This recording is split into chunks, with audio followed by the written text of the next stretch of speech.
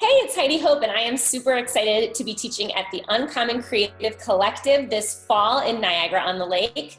I want to tell you a little bit about why I love conferences so much. I think, first of all, the energy and connecting with everybody is so important. But as a creative, and especially I've owned a studio for about 10 years, and you can get in creative ruts and you can get kind of burnt out at times, and it can be hard to find inspiration.